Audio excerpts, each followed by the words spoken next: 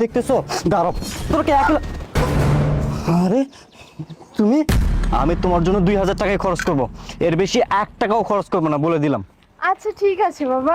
হ্যাঁ, তুমি ভাই জোরাজুরি করবে কয়টা না। টাকা দিয়ে যান না। এই দাঁড়াও না, আরে বাবা, আমার কি হলো? বলছে এই ভিখারিকে কিছু টাকা ভিক্ষা দাও না। ও আচ্ছা ঠিক আছে। এই এই নাও। না স্যার, আমার টাকা লাগবে না। ও আচ্ছা, বুঝতে পেরেছি, ঘুম হয়ে গেছে তাই না? দাঁড়াও, এই নাও 500 টাকা। হ্যাঁ, আমি তো বললাম আপনারে আপনার টাকা আমার লাগবে না। হ্যাঁ, আপনি এখান থেকে যান তো, যান। এই কি বলতেছো তুমি? তুমি করো ভিক্ষা, আমরা ভিক্ষা দিতেছি, ভিক্ষা নিবা তাই না? সেইটাই তো, ফকিন্নির আবার দেমাগ দেখছো? এই দিমাগ কেন দেখাচ্ছ? নাও নাও বলতেছি। স্যার বললাম তো আমার টাকা লাগবে না।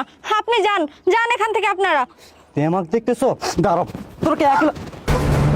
আরে তুমি, মারো, লাথি মারো। থেমে গেলে কেন? মারতে মারতে মেরে ফেলো। এতদিন তোমার মা বাবা মেরেছে, এখন না হয় তুমি মারলা। এটা তো নতুন কিছু না। মারো মারো, আরো মারো। এই দেখো আশরাফ, তুমি কি ওকে চেনো নাকি? আরে না, আমি ওকে চিনবো কিভাবে?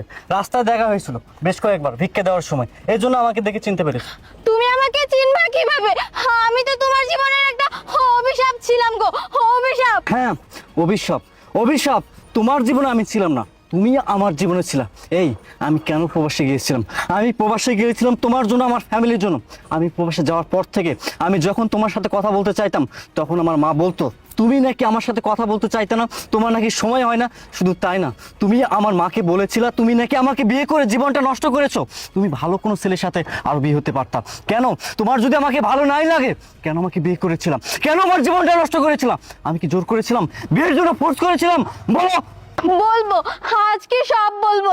আজকে যেহেতু বলার সুযোগ এসেছে, তাহলে বলবো। তুমি কি বলেছো? আমি তোমাকে ঠকাইছি? না আশরাফ, আমি ঠকাইনি। ঠকিয়েছে তো তোমার ফ্যামিলি, আর তুমি আমাকে ঠকিয়েছো।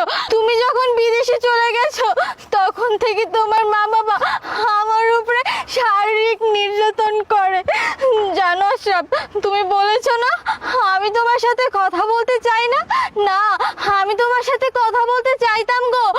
আমার কলিজা ফেটে যেত তোমার সাথে কথা বলার জন্য, কিন্তু তোমার বাবা মা আমাকে কথা বলতে দিত না, আমার গায়ে হাত তুলতো। আমি তারপরেও লুকিয়ে কথা বলতে চাইতাম। যখন লুকিয়ে কথা বলতে চাইতাম, তখন তোমার মা বাবা আমাকে কি বলতো জানো? বলতো যে তুই আমার ছেলের যোগ্য না, আমার ছেলে তোর থেকে অনেক ভালো মেয়ে পাবে আর বড় লোক পাবে, তোরা তো গরিব, যা এখান থেকে বের হ। শুধু তাই না, তোমার বাবা মা আমাকে দিয়ে ইচ্ছে মতো কাজ করিয়ে নিত। যখন আমি খাবার চাইতাম, তখন তোমার বাবা মা কি করতো জানো?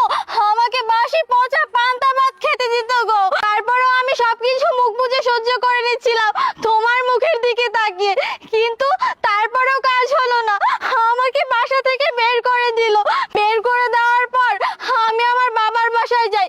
জানো, বাবার বাসায় শেষ পর্যন্ত ঠাঁই হলো না। কেন হলো না জানো? কারণ আমি তো তোমাকে ভালোবেসে বিয়ে করেছিলাম। বাবার বাসা থেকে বেরিয়ে কিছু প্রতিষ্ঠানে যাই চাকরি নেওয়ার জন্য। সেখানে কি বলে জানো? যে চাকরি নিতে হলে নাকি নিজের শরীর বিলিয়ে দিতে হয়। কিন্তু না, আমি হার মানিনি। আমি মনে মনে ভেবে নিয়েছি দরকার হলে আমি ভিক্ষা করে খাবো, তারপরেও কোনো প্রতিষ্ঠানে চাকরি নিতে গিয়ে নিজের শরীর বিলিয়ে দেবো না। জানো আশরাফ, এখন ভিক্ষা করেও না শান্তি নেই। কিছু কিছু ছেলে আছে না এলাকার, তারাও না শরীরের দিকে নজর দেয়। দাঁড়াও বোন, তুমি কান্না করো না।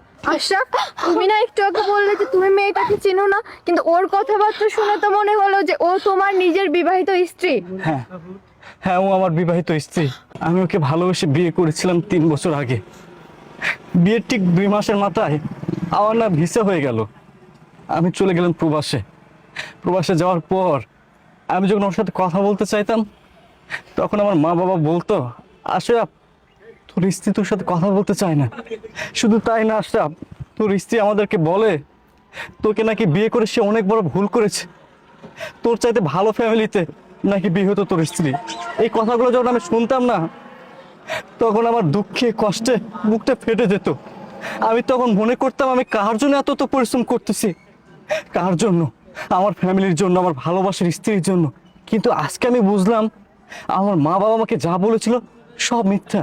জানো বৃষ্টি, আমি আমার মা বাবাকে অনেক ভালোবাসতাম, বিশ্বাস করতাম। শুধু আমি না, পৃথিবীর প্রত্যেকটা সন্তানই তো তার মা বাবাকে অনেক ভালোবাসে, বিশ্বাস করে। এখন আমি বুঝলাম আমার মা বাবা কেন এমনটা করেছিল। এমনটা করার কারণ তুমি গরিব, তুমি গরিব। কিন্তু আজকে আমি বুঝতে পারলাম তারা যা করেছে অনেক বড় ভুল করেছে। আমি আর এই ভুল থেকে রক্ষা পেতে চাই, আমি আমার ভুল শুধরাতে চাই। ইপ্তি, আমি তোমার কাছে তুই হাত জোর করে মিনতি করতেছি, যা হবার হয়েছে ভুল হয়েছে, তুমি আমার মা বাবাকে ক্ষমা করে দাও, সেই সাথে আমাকে ক্ষমা করে দাও। চলো আমরা নতুন করে সবকিছু শুরু করি। আশরাফ, কিভাবে আর নতুন করে শুরু করব? তোমার তো ওর সাথে বিয়ে ঠিক হয়েছে, ওকে বিয়ে করে তোমরা সুখে থাকো। আপু দাঁড়াও, তুমি কষ্ট পেও না। আল্লাহ হয়তো চায় না যে আমি তোমাদের বিচ্ছেদ ঘটিয়ে এত বড় একটা পাপ করি। এর জন্যই আজকে তোমার সঙ্গে আমাদের দেখাটা করিয়ে দিল। আর আশরাফের সঙ্গে আমার বিয়ে ঠিক হয়েছে ঠিকই, কিন্তু ওর সঙ্গে আমার এখনো বিয়েটা হয়নি। কারণ আল্লাহ হয়তো চায় যে তোমরা দুইজন আবার একসঙ্গে আগের মতো সংসার করো, সুখে থাকো। তোমরা দুইজন, আশরাফ তুমি ওকে নিয়ে সুখে সংসার করো। আমি চাই না যে তোমাদের বিচ্ছেদ ঘটিয়ে আমি নিজে একটা পাপ করি। আর বোন, তুমি প্লিজ আশরাফকে ভুল বোঝো না, আর ওকে ওর ভুলটা শুধরানোর একটা সুযোগ করে দাও প্লিজ। আচ্ছা, আমি আজকে আসি, আচ্ছা কেমন? ঠিক আছে, চলো ইপ্তি, চলো। চলো।